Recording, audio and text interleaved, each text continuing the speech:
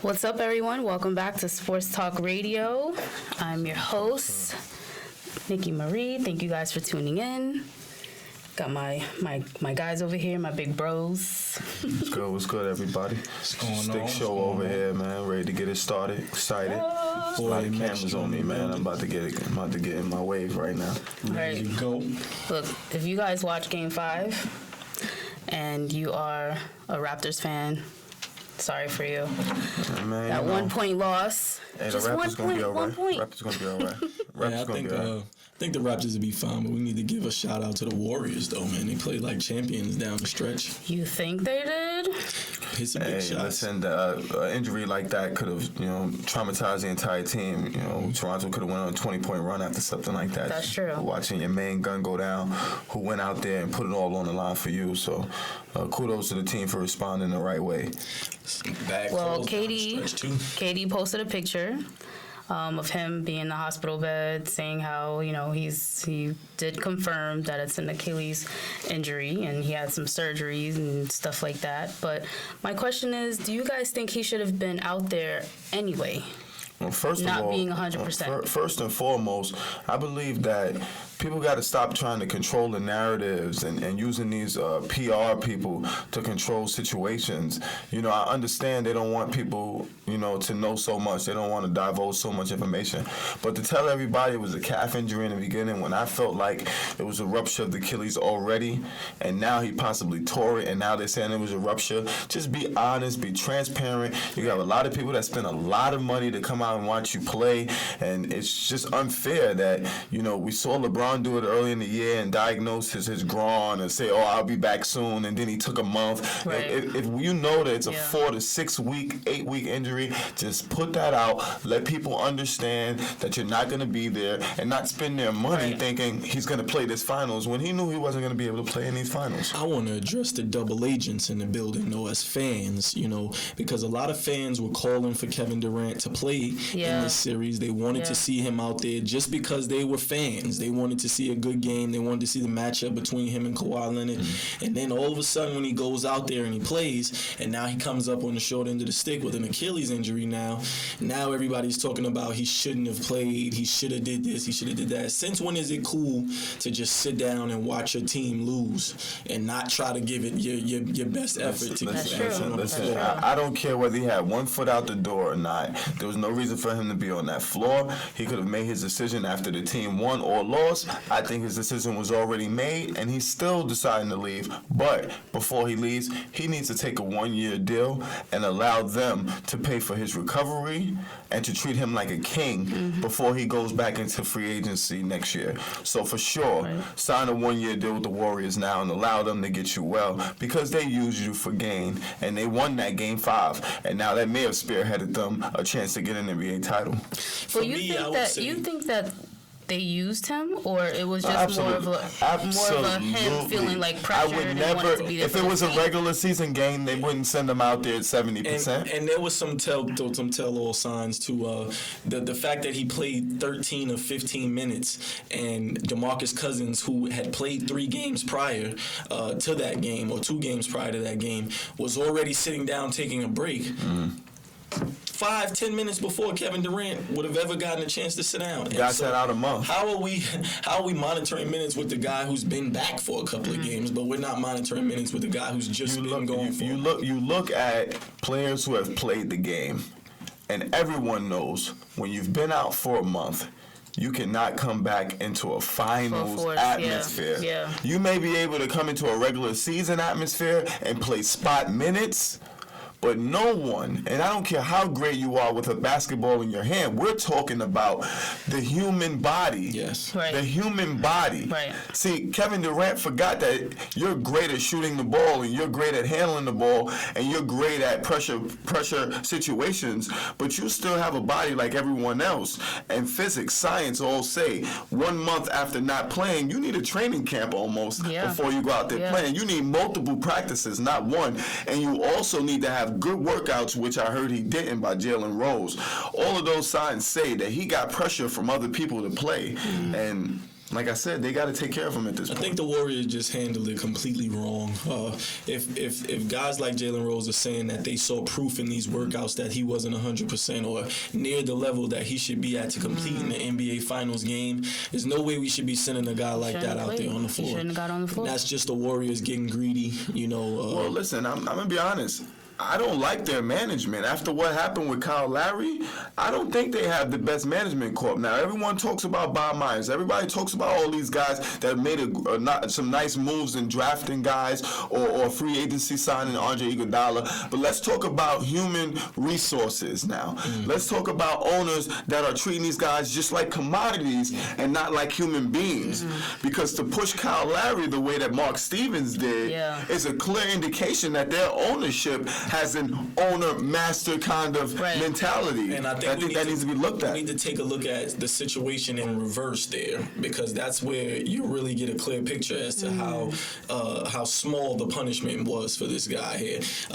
If you take a look at the Ron Artest situation, Malice in the Palace, where NBA players are attacking fans now, look at the punishment that the players were handed out. Crazy fines, 60 30+ games suspensions.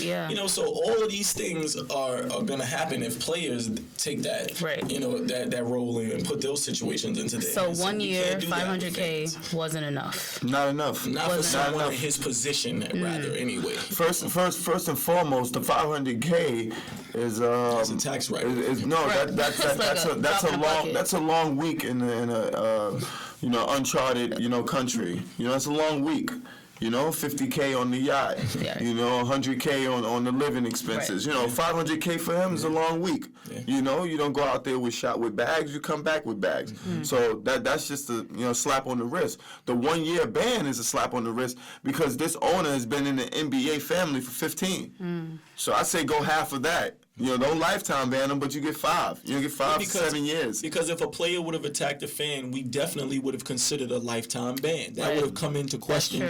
That would have been one of the first things that was brought up is a lifetime ban for a player who would have attacked a fan like that. And even if it was just in that small stint, like how that was a push, if a player had pushed a fan like that, what if Russell Westbrook decided to push that kid that grabbed his arm when he wasn't even looking? What if his instincts would have just said, push the guy? You can't do stuff like that. So we got to hold fans just as much accountable as we hold players. Kudos to the players for awareness. I was once on that basketball court, and I knew exactly when I was near the front row seats.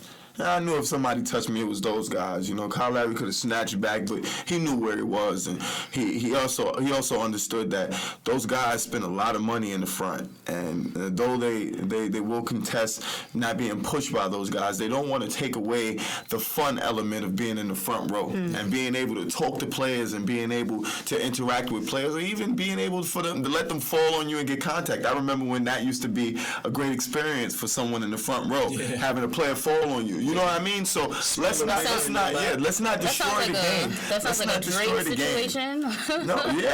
Listen, I love Drake's antics. I'm one of those people that appreciate when guys from other genres come into the NBA game and enjoy themselves. It shows people that it's not just a sporting event. It's also hip hop here. We got some actors and entertainers here. So you got some Hollywood. Yeah, Snoop Dogg was talking to Stephen A. Smith the other day. I'm loving the bickering going back and forth between Draymond and Drake, though. I think both guys need to. It's not bad. It's not bad. But he said you're trash. He said you're trash. Yeah, I love that, man. Then later on, they're hanging out, drinking. It's just for the camera. Yeah. It's all for the camera. You seen genuine care for KD when he went down by Drake. And that'll show you right there that you can't put the facade on. The rest of the crowd. Well, they did. I'll cheer if a dude get hurt. Man, I'll cheer if a dude get hurt in my place in game 5 in the NBA Finals. I'll cheer. I don't care about that guy. No one knows KD personally. Everybody needs to take the panties out of their asses, okay? Take it easy. Look, the Raptors I'll cheer if a guy gets hurt. In football, when a guy gets leveled, what do people say? Yeah! But man, hit him again! We can't be happy because a guy got hurt. I kind of like that in my sport. And I think we need to stop acting like we're happy that the guy is hurt. We're not happy we're happy that y'all. We're happy that you're not going to contribute to us losing anymore. That's what we're happy about. Well, the Warriors won. Well, to be honest, Toronto got on. 1 win. They're 1 win away. So let's hold on. They're 1 win away. And I believe to ensure themselves an NBA championship, all Nick Nurse has to do is say, Marc Gasol, we're going to go into you early. If you look at the games that they won, Marc Gasol played well. If you look at the games that they won, they outshot the three-point shot over Golden State Warriors because they use Marc Gasol as a clutch. Me and Mike talked about it once while watching the game. He's in the middle of the floor, and when in doubt, he comes. He comes, and that allows them not to be pressured by Golden State's defense because Golden State is good at, getting to the corners and trapping the ball. But when he's got that ball in the middle of the floor with that big body holding it away from the defense and setting, screens for guys, handoffs for guys, he's got them moving in the offense without even penetrating the ball. Now they can rub up off of his big body, and Kawhi can get into the lane or get two defenders and get back to him, and he's good enough to make the play with the pass, hit the shot, and we've been seeing him take the drive when he's got guys in like DeMarcus Cousins, who's not mobile right now. I think we haven't stressed the importance of Marc Gasol enough, because he's been the most consistent a second option on the team outside of Kawhi Leonard. Offensively and defensively. Right, and this is a guy who, might have added, came to the team in the middle of the year, had to get adjusted, had to, was started off coming off the bench, and then had to move into the starting lineup and find a role for himself, and now expand that role in the finals. So I think Marc Gasol is doing a great job out there, especially defensively, battling with those big guys that the Warriors have down there. And we're not even talking about the fact that he's 35 years old. So, I mean, kudos to him for keeping his body together. Marc Gasol is one of those timeless guys. He's just gonna keep on ticking. I feel like he got at least 2 more years of high level championship play on him because he's never used athleticism. It wasn't about how young he was or how fast he could move. Yeah. It's about how smart he is, and he's got a great touch with the ball. If you notice, guys like DeMarcus Cousins, who are like him, he needs his athleticism. Without his lift, DeMarcus Cousins is not the same. We look at him, he's like, his game is dissipated. He's a shell of himself because he's not athletic, because he can't get off the floor, because he can't beat guys to get rebounds. Marc Gasol is the talent guy first. And they both have skills, but I feel like his IQ trumps anything that DeMarcus could do right now in this finals. And if Marc Gasol comes out to play and he's a focal point on offense and defense, they're going to take that game home. So before we choose our picks for Game 6, who's going to win, can we talk about the fact that there was a timeout that was called? The momentum, I believe, with the Raptors was really good. I like that. And then that timeout that was the game. I don't think it was necessary, not from the Toronto Raptors was side. on a run. Let me tell you something. As a coach, one of the toughest things to do is to call a timeout when you're on a run. It's one of the toughest things to do. It's because we're dead and we're not getting great shots. But I know that if I call a timeout, we could possibly extend this, or we could die it down. So that's the toughest thing to do. Me and Mike coached the AAU, and we coached a bunch of, underachievers, in my opinion. And one time, they went on a big run. We called timeout, and the same thing happened. We lost the lead. We ended up pulling that game out, but we questioned ourselves after that, and I told myself I would do the same thing again because I'd rather you be fresh, because what a lot of people don't realize is that when you're fatigued, when you're sweating, when you're tired, when it's hard to breathe, it's hard to think. Right. It's hard to think. Right. So I'd rather give the guys the rest. I'd rather take the time out, give the guys the rest, be able to hear some instruction from me, and trust that my team can go back out there and replicate what they were just doing. See, for me, I'm not a big momentum guy anyway. For me, that's a whole bunch of crap. All of that talk about slowing momentum down and stuff like that. Because if you look at the game, there were mistakes that were made on the defensive end that caused them to lose the game. They gave up an easy 3 to Steph Curry late in the game. Then they gave up the one that put them up. Perfect one dribble by Clay. Very easy. You don't allow a guy who can't dribble that well to get a one dribble 3. So the big men on the Toronto Raptors all of a sudden turned into Enes Kanter and any other big on Portland. Like they just didn't get up. So the whole series they've been blitzing these guys coming off of screens. That we've been talking about how physical they've been with Steph, how physical they've been with Clay. And And for you to just have that mental lapse there in the biggest moment in a game where you could have closed the series out and celebrated on your home floor, that was a big disappointment. Well, and I'll give the last word on this Raptors thing. We did not give credit. And I know the guy hurt himself, but the same way they were physical with Steph Curry, the same way they were physical with Klay Thompson, when they got physical with Kevin Durant, he tore his Achilles. If you could see the first couple shots, nobody was on him. He was wide open. He was making those shots. Everything. Soon as Serge Ibaka decided to get up on him, that Achilles popped. And that's what I mean about playing in an environment like the finals.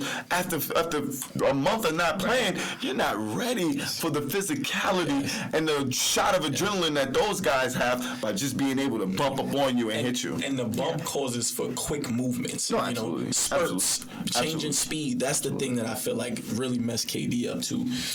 And now let's talk about Kellen Winslow. Oh man. The second. Yes, Kellen Winslow. Yeah, don't put it on his pops. I'm wrong, man. I'm sorry, falsely accusing him. Kellen Winslow II has been convicted of rape and awaits verdict on multiple other felonies. Does he have CTE? Do you guys think that might be playing a factor? Some people believe ex-NFL players have suffered so much trauma to the brain that they're detached from society. I mean, I'll be honest. I know that if I took the amount of hits that those guys took, I wouldn't be the same competent guy that I am right now. It's not logical for me to think that I could take 10,000 blows to the head and be the same guy that I am right now. Right. Like it doesn't make sense. It doesn't make sense. You're going to have some sort of bleeding or something in the brain that's not going to be right. We've spoken about that before, about how an NFL collision is like running a car into a wall at 30 miles per hour. Each time. You know, your brain gets rattled every time. That's all a knockout is when your brain shifts. I'll speak directly to the fans right now. I watched the movie Concussion. Yeah, so did I.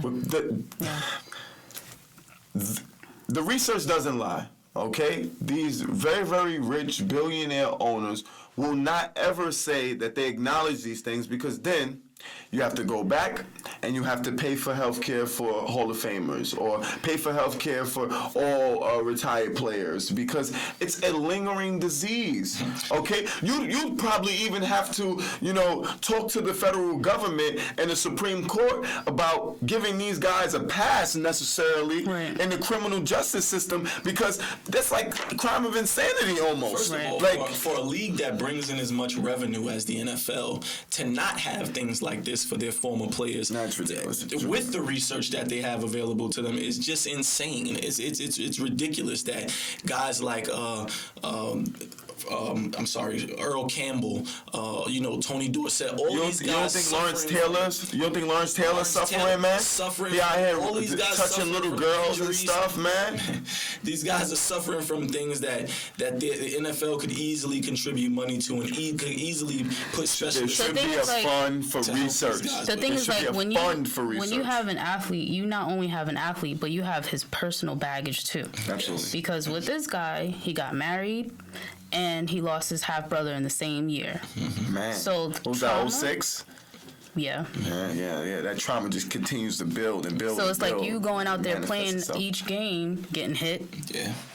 And you're already with a ton of bricks. You're already not working with a full day. Right. And let me tell you the depression that comes when you're hurt. And when you can't go anywhere, when you got to keep your leg up here and ice on here, you can't even get up and get yourself a drink. Right. It's PTSD. There's so much trauma that these guys deal with, and they're not addressed. Yeah. And it will continue to be headline football players doing uncharacteristic things because it's not them. Yeah. It's not them. It's a disease. It's been medically proven. It's a disease. CTE is causing former NFL players, both elite and regular. See, you don't have to be a great player. See, that's what they may want you to believe. That, only the top players who get hit all the time and got paid the most money. No. You got guys that played 4 years at college, 3 years in the NFL, 3 years semi-pro, then maybe 1 more year in the NFL on a 10-day contract, and said, I got to throw it in because my body just can't take the blows anymore. And then he went and started working for T-Mobile, and a guy comes in T-Mobile and says something crazy. He strangles the guy. Yeah. So, I mean... Or Junior Seau, who kills his family. And I'll kill myself, by the way, too. Yeah. Yeah. When are those guys gonna get redemption? All of these things we have to bring into conversation, man. This can't continue to fly under the radar for the NFL, man. Mental health is bad, real. man. It's bad. Well, I believe for one, the National Football League at some point will take this a little more serious. There will be ramifications, 10 years from now, a few more players, God forbid, will have to pass. Their brains will have to get opened up.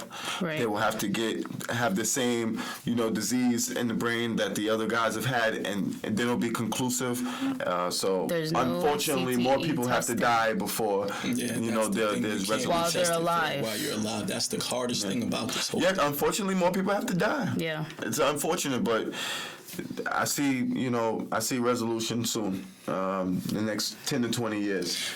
Shout out to the NFL players who doing what they have to do to take care of their families. Yeah. And on that note, talking about people doing what they have to do to take care of their families and the struggle. Real talk topic time. I got a chance to see When They See Us. On Netflix. Mini-series done by Ava DuVernay, very good producer, writer, inspirer, motivator. She definitely hit home with me, resonated because I grew up in New York City. I knew about the Central Park 5, but showed me a lot of things I didn't know about the criminal justice system at that time, and some bylaws that still stand. This movie will save lives. Because I don't think it'll be able to happen to other young black kids. Right. Because some guys have lived through it, and these 5 guys are extremely courageous to tell their story. And Nikki, I'll start with you. How do you feel? I know you saw it. How did it affect you? It was very hard to watch. And I've had to have conversations like with my mom, and I just think of how they were so young. And they were so innocent, and they didn't get to experience certain things. And I've reached out to some of them on Instagram, and it's just, even though their lives have transformed into the better for themselves as adults, they missed their whole childhood. And that's the part, and it's unfair because of what they had to go through. Now, there are certain people who are saying that the story is false, but they're telling it from, I believe they're telling it from their point of view, what they experienced. And we can't take that away from people if they're telling their truth. Exactly. Tell your story. Well, I think it has to be the truth, But it's their truth. Well, I think it has to be factual, though. I think that you can't skip over certain details and minor things that you deem to be But who minor. wants to relive a traumatic experience? Well, I think if you're gonna captivate every single moment. If we're gonna do a documentary, if we're gonna do something that highlights what went on, we have to be factual. We can't put out false narratives or false things.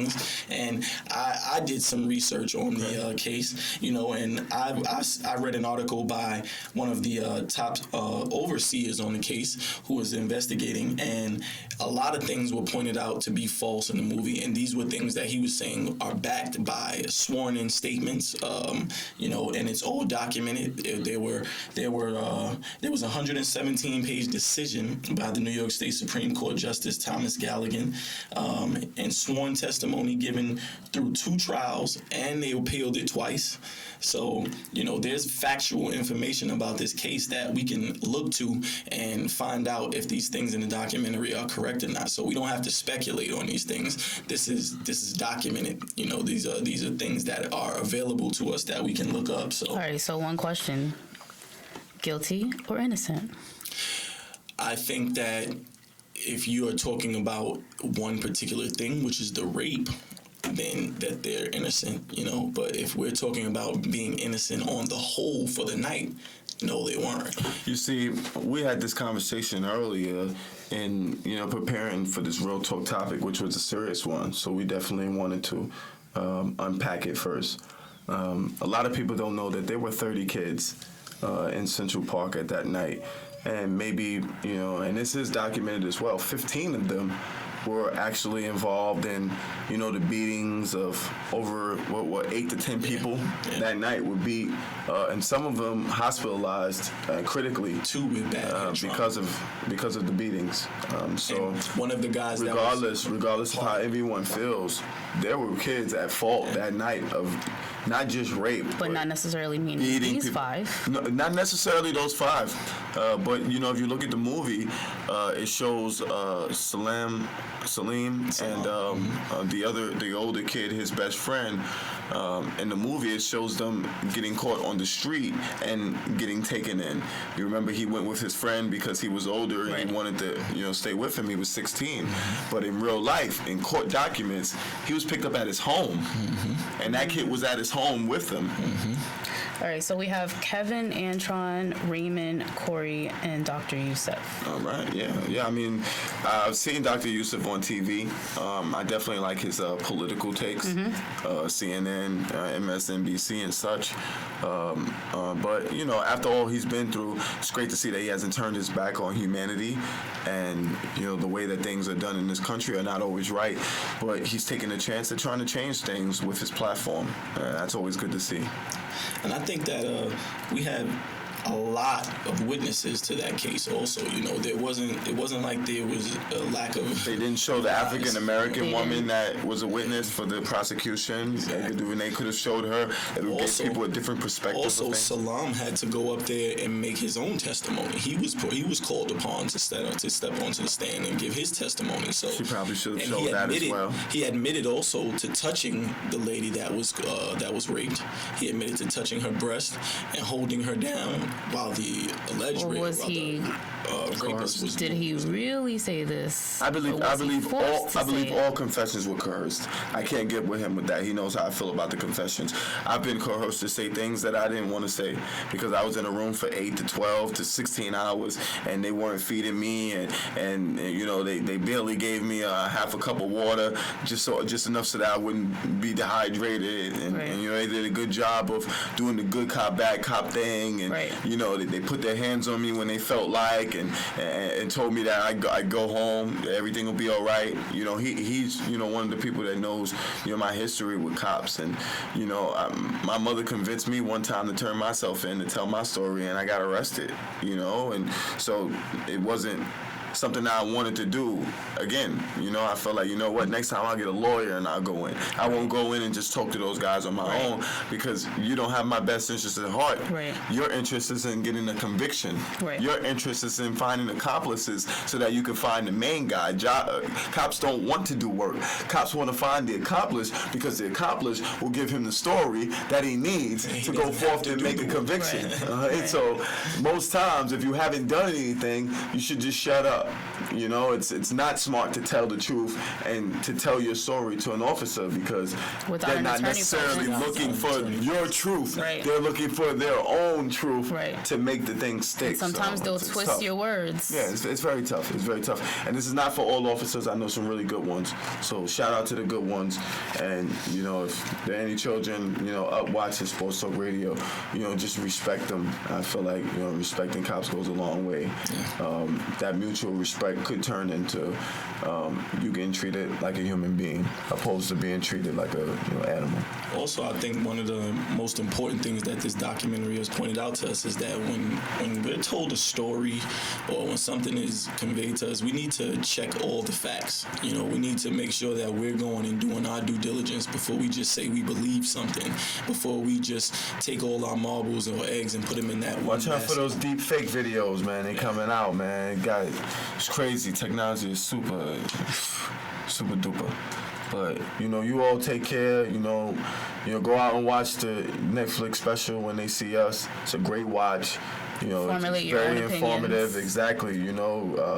Go read up like Mike did. Go see some of the other. Linda Fairstein, I believe is her name. They're trying to open up she her has cases. her own. Yeah, she has her own opinions, and bring them all together and come to a concise conclusion on what you believe happened, because it's important to know. And we all have kids, and you don't want to be that parent one day, trying to get your kid out of the, criminal justice system.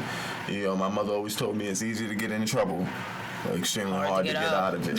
So everybody take care of each other. This is Sticks Mitchell, the Sticks Show. Nikki Marie. Your boy M Extra. And we out, y'all. And if you guys miss any of the episodes on Sports Talk Radio, you guys can go to Spotify, iTunes, and our YouTube page, Sports Talk NYC. Yeah, go listen to the podcast, run it up, go subscribe to the YouTube, run it up, comment, like, share, be a part of this movement, man. Support. We're going to accept call-ins very soon. Absolutely, man. Get your questions ready. Take care. This is...